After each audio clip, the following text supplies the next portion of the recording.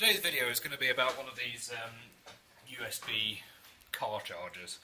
So these are designed to take 12 volts, which is nominal voltage of a car's battery, and to output 5 volts power your USB device, such as your smartphone, tablet, e-cigarette, that kind of thing. So this one actually only cost £1. It came from Poundland. Or was it, I don't know if it was Poundland actually, I'm not sure it was Poundland or Pound World, but anyway. It can take 12 to 24 volts input, and that's actually quite sensible because although a car's battery is 12 volts, some trucks have two 12 volt batteries in series to start the engine, so they run on 24 volts electrical systems, some of them. It outputs 5 volts DC to within 5% regulation, and it can output 1000 milliamps of current. These specifications are actually quite respectable. They match the ones of my main USB charger that I actually use day to day. For the sake of £1, I thought it was probably worth picking it up and doing some tests on it and maybe taking it apart and letting you all see what's inside one of these things. I don't really know what to expect, to be honest. So the first test I'm going to do is I'm going to input between 12 and 24 volts of this, and I'm going to draw 1000 milliamps from it, and I'm going to see whether it can actually attain the regulation figure stated, so whether it can actually supply 5 volts at 1 amp, and whether it can do so over the quoted input range of 12 to 24 volts. The last question is how efficient it is. So what we're going to do is we're going to actually multiply the current by the voltage coming out of this thing to find the total amount of power dissipated, and then we're going to multiply the current by the voltage going in, and that way we'll be able to tell exactly how much energy is lost as heat inside the device. So I'm just going to get a piece of paper here and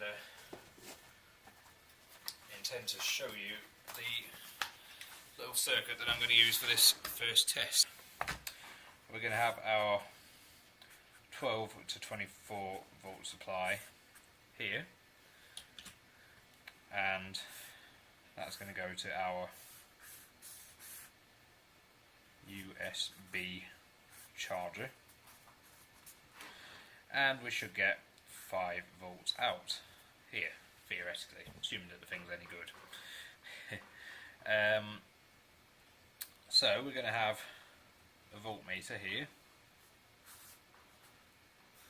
and that will tell us whether or not we actually are getting 5 volts out. And we're going to have an ammeter, which tells us how much current is going through this resistor. This resistor should be sized so that the charger is supplying approximately 1 amp. So Ohm's law, obviously, in order to supply, in order to draw 1 amp from a 5 volt supply, we're going to need a 5 ohm resistor. So I had a rummage through my parts drawer, and I found these power resistors, 1 ohm power resistors, and I strung 5 of them together on a breadboard like this.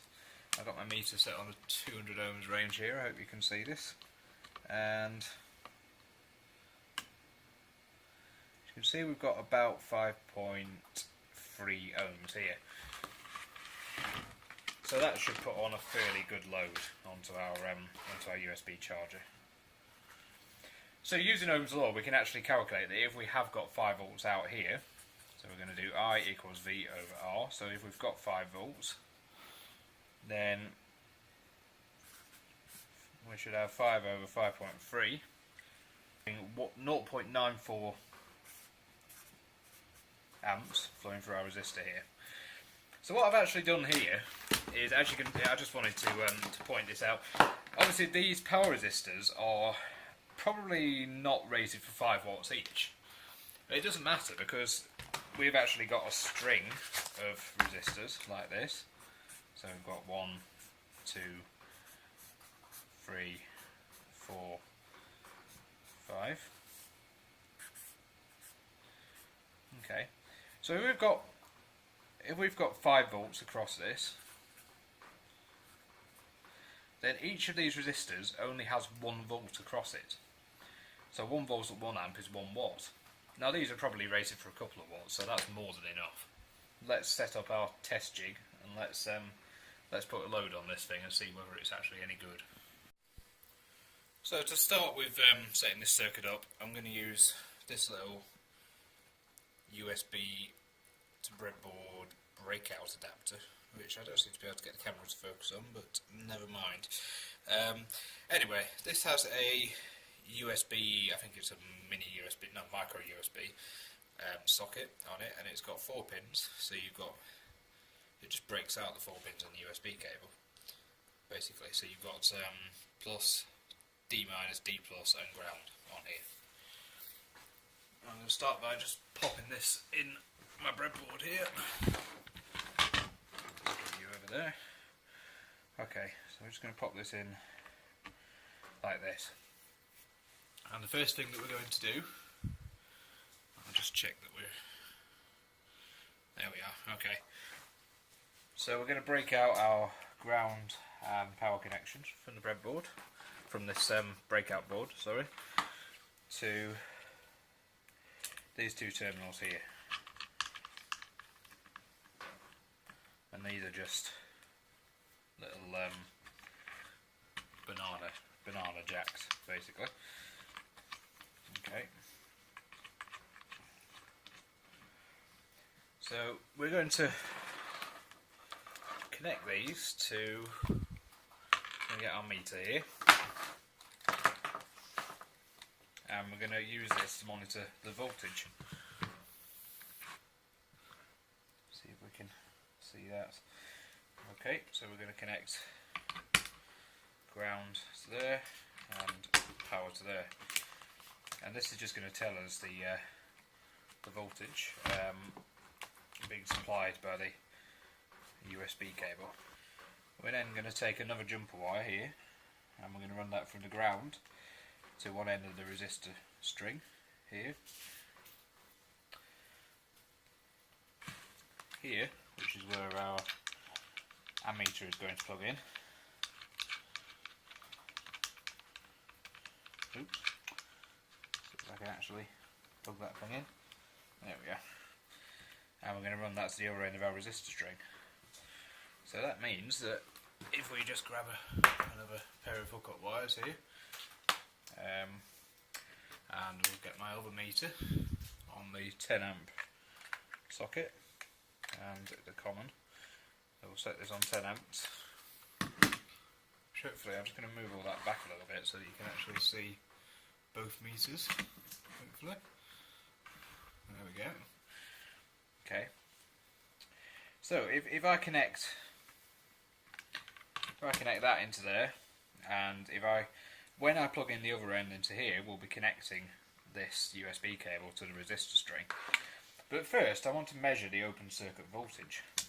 So I'm just going to start by setting the yellow meter onto the volts range. And I'm going to, by the way, the things like this, clip leads and banana jacks, are really handy to have, because you can just set up little tests like this really simply and easily, and it saves a lot of messing about. And I'm just going to, this is going to supply 12 volts to our USB to stereo, sorry, car USB adapter. So let's just plop a clip lead there and a clip lead there, and just hook this up to the bench power supply. I'll just turn this down, and I'm gonna, you can't see the bench power supply, but I'm gonna just set this to 12 volts and we'll see what happens. So that's roughly 12 volts going in, and as you can see, the little red LED has illuminated on that. I don't know how well you can actually, don't know how well it's showing up. There we go. So our red LED's lit. So let's get our USB cable, and we'll plug one end into our USB breakout board here, and we'll pop the other end into the adapter. There we go. Okay, so our adapter is supplied 5.2 volts, which in a moment is within the limit is actually 5.25, so we're a little bit on the high side right now, but I'm sure that will probably drop when we when we connect our load to it. So let's switch on our ammeter, and that settles at 0, and we will just grab that cable, being careful not to short anything out, and we're going to put our 1 amp load. Plug our 1 amp load in. Let's see what happened. Oh, now that's interesting. So the supply has essentially collapsed completely with a true 5 ohm load. Oh, hang on, no, sorry, this is me. Let's turn up the old.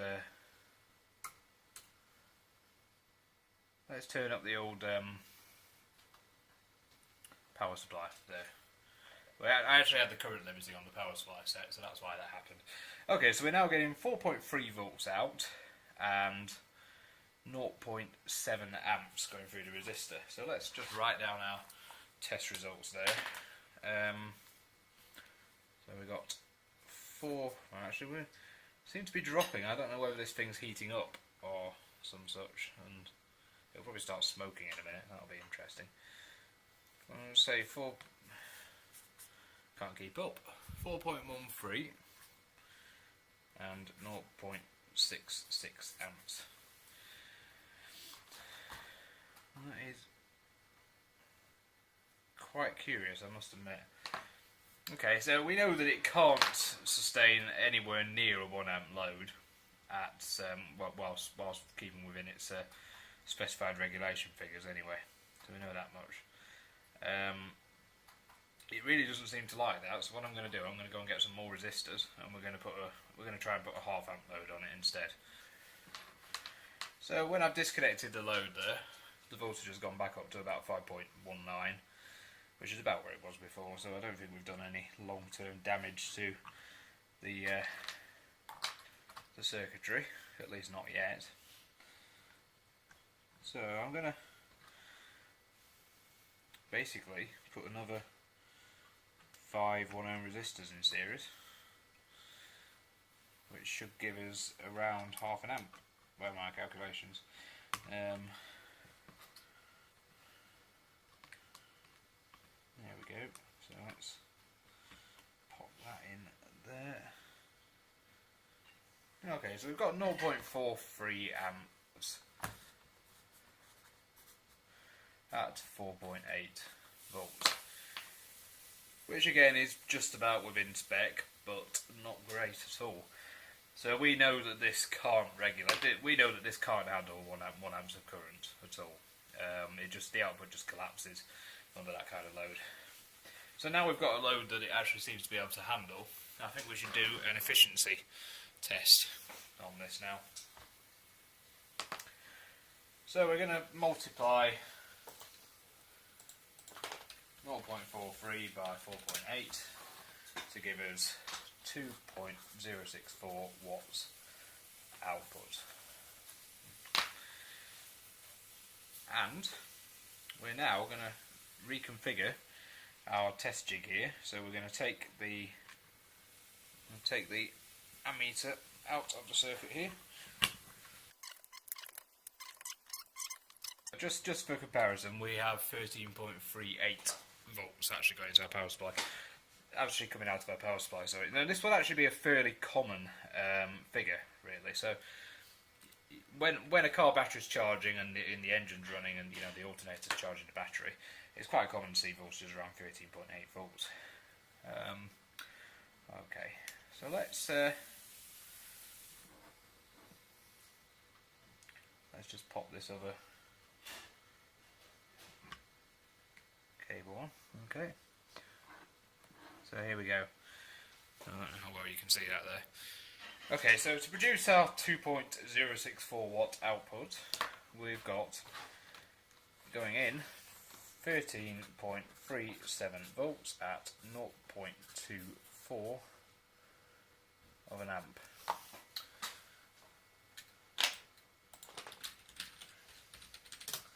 So we've got 3.2 watts going in. So let's figure out the efficiency there. We're going to divide 2.064 by 3.2, And we come out with a figure of about 64% efficiency. This is not very good. This isn't even at the full rated current that this thing is supposed to be able to provide. This thing's supposed to be able to provide a full amp, and it can't. So that is not very good at all. I'm not even going to bother cranking the voltage. Oh, actually no, I think I will. I think this might even be interesting. Let's crank the voltage up a bit. I'm just waiting for this thing to explode. Okay, so this is something interesting. So do you notice how I turn up the input voltage? The current going into the thing is actually going down, and that's quite normal. Let's put this onto the 200 volt range so we can see. This is actually quite normal for a switch mode power supply, and this is how you identify a switch mode power supply powered device, because of exactly that. So as you increase the input voltage, the current consumption will actually go down. It's the opposite of your typical resistive load. So now we've got 24 volts going into this thing, which is the maximum rated.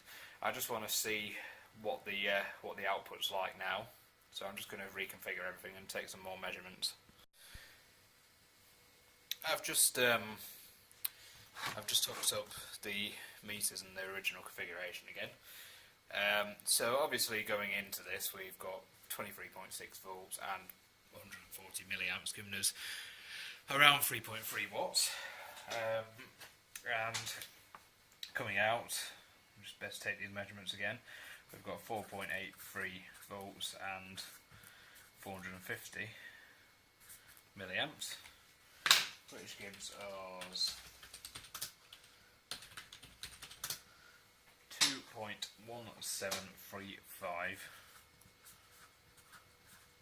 watts. Call it 2.1. No, let's call it 2.2 watts. So again, we're going to divide 2.2 over 3.3, which gives us around 66% efficiency. So it is interesting to note that the efficiency actually stays the same, no matter what input voltage you're using. So whether it's 12 volts or 24 volts, the efficiency is the same. Now there's just one more test I would like to try on this, and that's to take out the last 5 resistors in the string again. So what I want to do is to put it back to its full 1 amp load.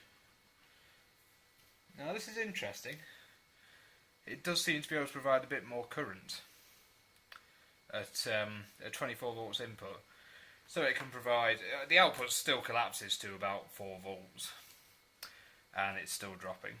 But we've got about 700 milliamps there.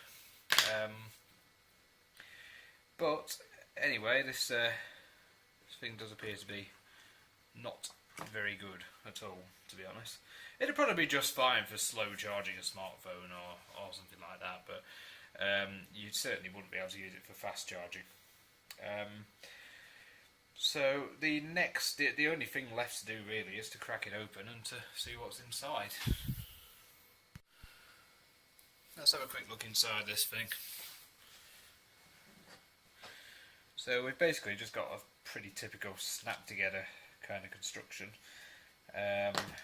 So we actually start by unscrewing this little cap on the end of here, like that, and out comes the metal positive terminal and a fuse, and then we pull off this little plastic collar like this, which I think the purpose of that is to hold the whole shebang together, and then we can just pop it apart like that. So it's actually quite nice design, I think. It's very simple, very cheap to produce. There's no screws in it or any fasteners. It just literally snaps together. So obviously the end of the fuse makes contact with this spring, which is soldered directly onto the board. That's the positive terminal, and the negative terminal is connected through a red wire, which I don't like, to the outer spring terminals on the edge of the plug. Only one of them, not the other one. Obviously they thought one was probably enough. That wire's a bit thin as well, isn't it? So inside this we find not many components. We've got a, let's see if we can get it into view. Nope. We've got a chip, a diode, an inductor and 2 capacitors. Now the name on the chip is AD84064. I've already had this part, so I took the liberty of pulling up a datasheet for it, which is here. It's all in Chinese, but it's fairly obvious what this is. It's a DC to DC step-down converter. Here's an interesting thing. It's only rated for 0.8 amps, absolute maximum. So the promise of a 1 amp maximum output is a blatant lie on the device. Input voltage appears to be 3 volt, 30 volts. Output 5 volts. Oh, so it's actually set to a 5 volt output. It's obviously intended specifically for this purpose. There we are. Let's scroll down.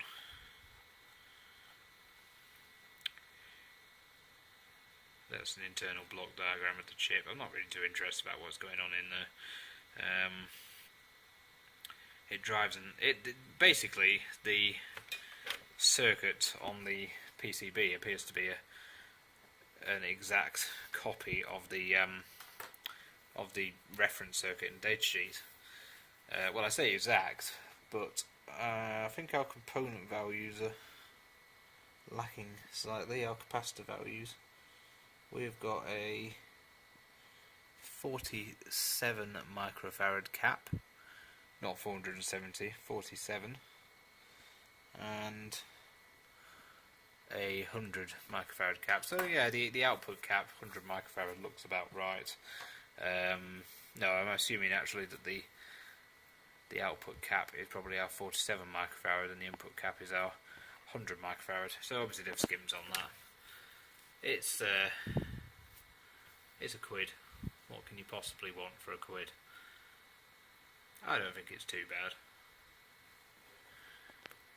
I'm not even going to bother looking into how this circuit actually works, because I can, it is basically just your generic buck regulator circuit, and that's all there is to it.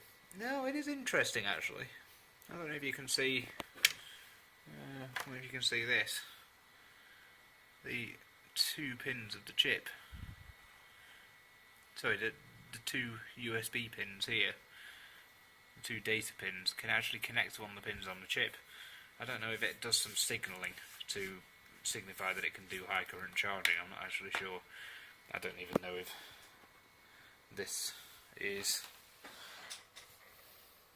if the ones on this are even hooked up, to be honest.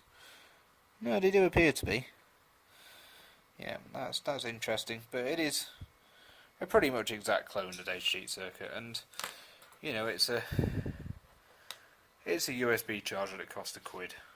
What could you possibly want?